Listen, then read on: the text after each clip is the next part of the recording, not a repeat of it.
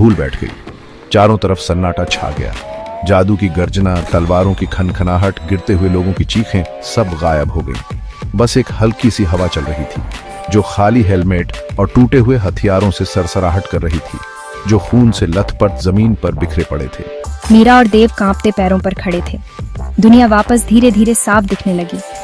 रणभूमि कत्लेआम का एक कैनवास उनके सामने फैला हुआ था। दोस्त और दुश्मन दोनों मौत में एक साथ, शरीर मुड़े हुए और टूटे हुए पड़े थे। वे एक साथ चले जहां प्रिया लेटी हुई थी वहां की तरफ। उनके दिल धड़क रहे थे, डर के मारे उनकी सांसें रुक रही थीं। गिरे हुए साथी की ओर उनका हर कदम डर से भरा था।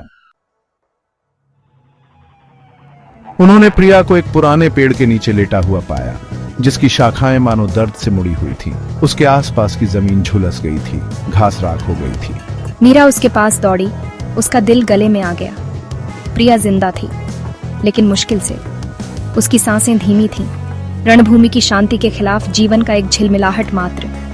गहरे गुस्से वाले निशान उसकी त्वचा पर बने हुए थे। बैंगनी और लाल रंग की धारियां जो उस कच्ची शक्ति के बारे में बता रही थीं, जिसे उसने प्रवाहित किया था। उसकी आंखें बंद थीं, उसका चेहरा पीला और खींचा हुआ था। देव चिंता से मीरा के बगल में घुटनों के बल बैठ गया। उसने धीरे से प्रिया की कलाई उठाई। उसकी उंगलियां नाड़ी ढूंढ रही थीं। यह वहां थी, बेहोश लेकिन स्थिर, बढ़ते अंधेरे में आशा की एक किरण। वो जिंदा है, देव ने कहा। उसकी आवाज भावुकता से भरी हुई थी। मीरा ने धीरे से प्रिया के सिर को अपनी गोद में रखा, उसके पसीने से भीगे बालों को हटाया। उसकी नजर प्रिया के हाथ में पकड़ी हुई चीज पर पड़ी।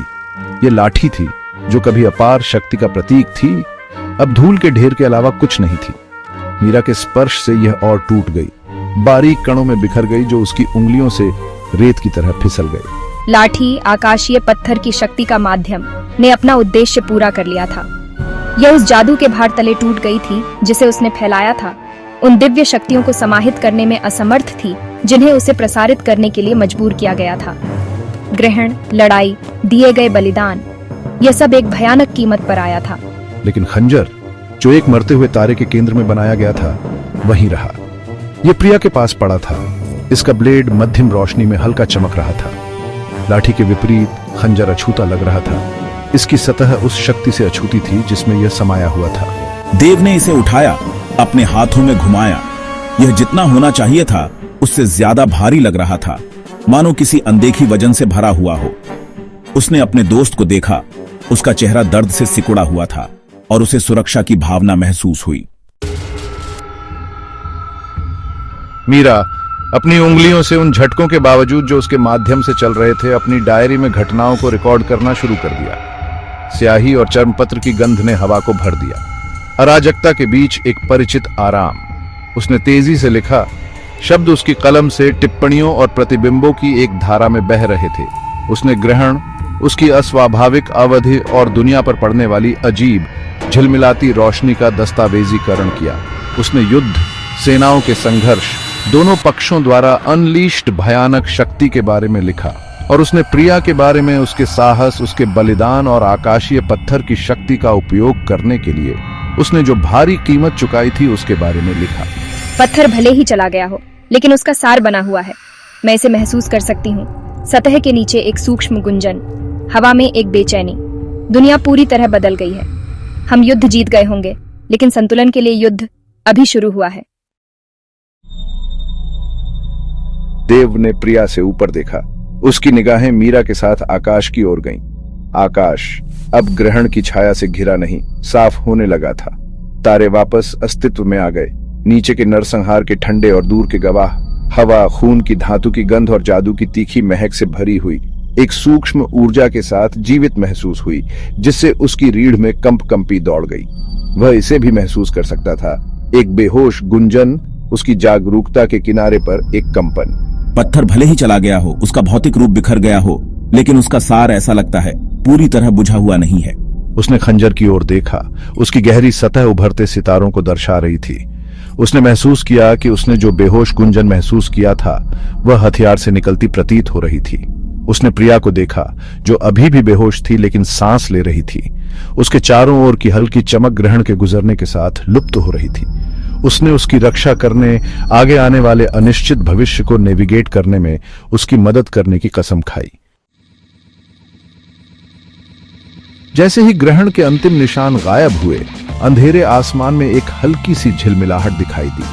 यह प्रकाश का एक बिंदु था, किसी भी तारे से कहीं अधिक चमकीला, एक भयानक अलौकिक प्रकाश के साथ स्पंदित। यह एक धड़कन के लिए वहां रुका रहा, बढ़ते अंधेरे में एक प्रकाश स्तंभ हिलना शुरू करने से पहले। यह आकाश में एक चांदी के धागे की तरह गहरे नीले रंग के खिलाफ तेजी से बढ़ा, अपने पीछे एक झिलमिलाता निशान छोड़ गया। यह एक ऐसी गति से चला गया जिसने तर्क को चुनौती दी। जितनी जल्दी दिखाई दिया था उतनी ही जल्दी गायब हो गया। देव, मीरा और यहां तक कि बेहोश प्रिया ने भी इसे गायब होते देखा। वो क्या था? मुझे नहीं पता, लेकिन मुझे लगता है पत्थर का एक हिस्सा सितारों पर लौट आया है। युद्ध का मैदान एक बार फिर खामोश था, लेकिन अब यह एक अलग तरह की खामोशी थी। पिछली खामोशी भारी, दमनकारी थी, मौत और निराशा के भार से भरी हुई थी। यह खामोशी प्रत्याशा, परिवर्तन की भावना से ओतप्रोत थी। अनंत ग्रहण के प्रकाश में दुनिया का पुनर्जन्म हुआ था और वे इसके बदले हुए परिदृश्य को नेविगेट करने के लिए छोड़ दिए गए थे।